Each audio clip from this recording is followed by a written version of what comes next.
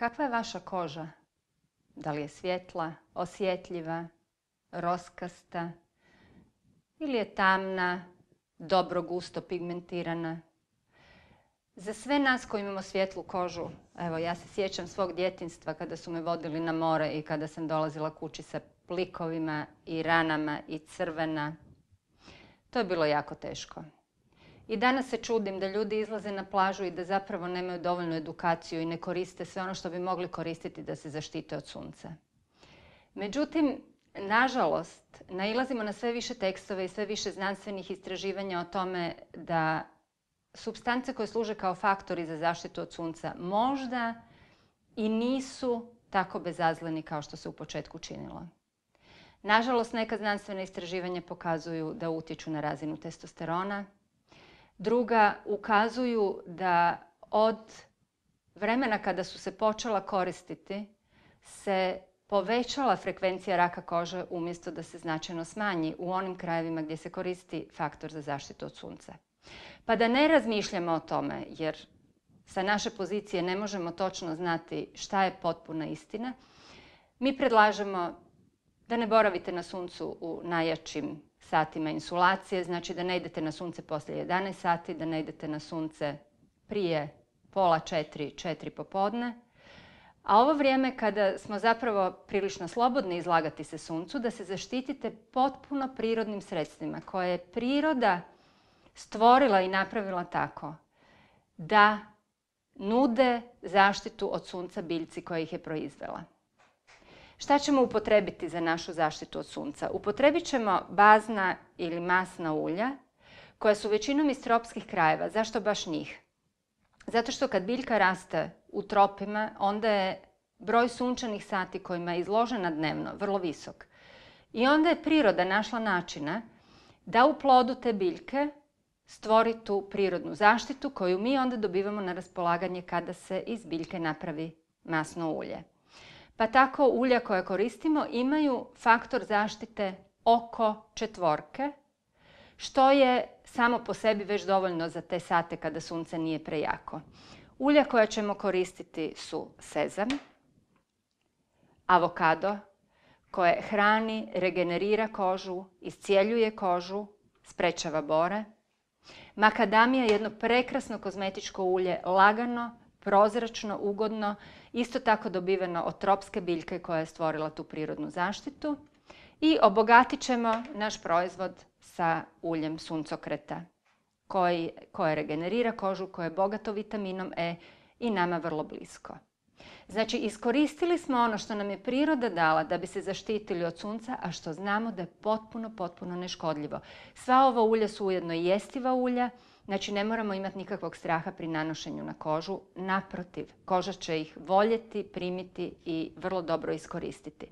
Kada napravimo kombinaciju tih baznih ulja, među kojima svako ima faktor oko 4, onda dobivamo sinergiju i možemo računati da će naš proizvod na kraju nas zaštititi sa faktorom oko 6, ali na način da nemamo nikakvog negativnog nusdjelovanja i da smo potpuno mirni i kad štitimo našu djecu i kad štitimo sebe i svoje najbliže.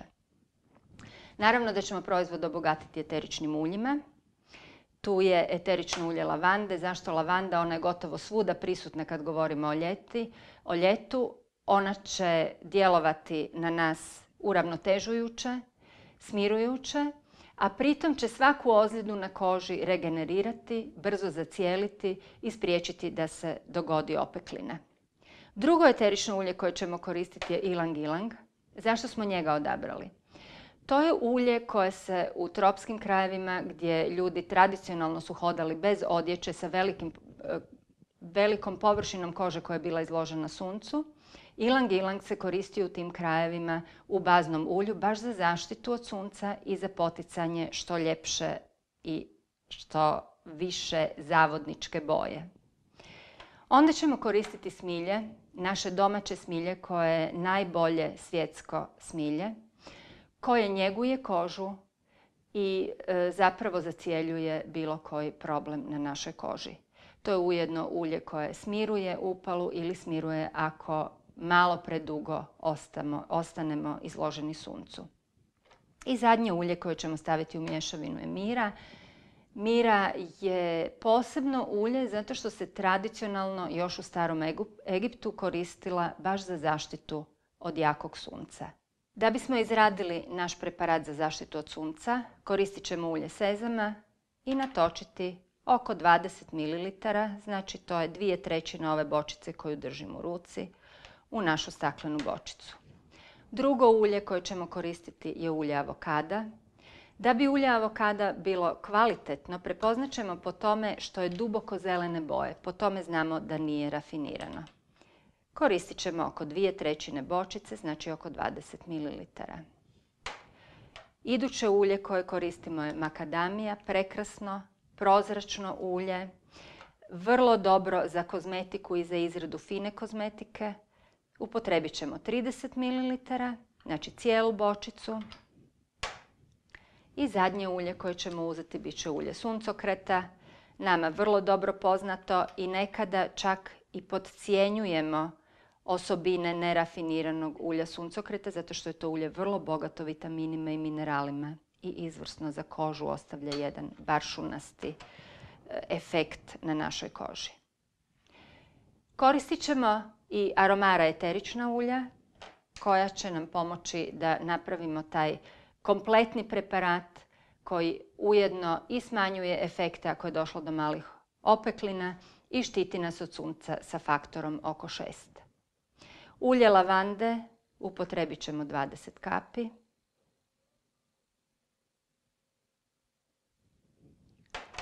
Zatim aromara ilang ilang.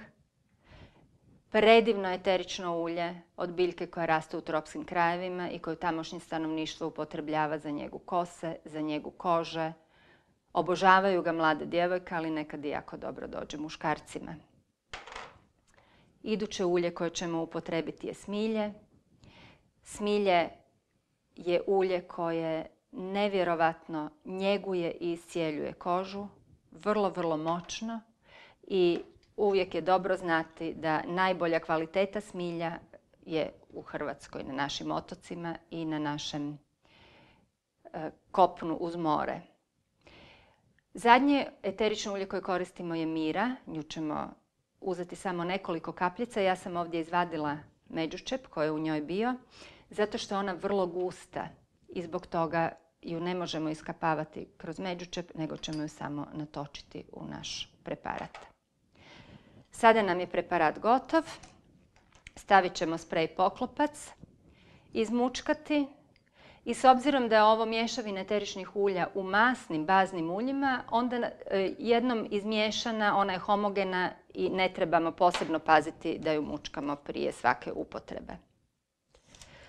Našu recepturu i ime Easy Shadow napisat ćemo na bočicu da bi znali koji je to preparat, da nam se ne pomiješa sa našom serijom svih drugih preparata i slobodno ćemo ju koristiti po koži kao zaštitu od sunčevih zraka, znajući da nećemo imati nikakvih negativnih nuzefekata, da jedino što se može dogoditi da nam koža bude ljepša, da bude vlažnija, da bude elastičnija, da se povuku neke bore, da se možda povuku pigmentacije. Znači možemo promatrati te djelotvornost aromaterapije kroz sve pozitivne nuspojave. Uživajte u suncu.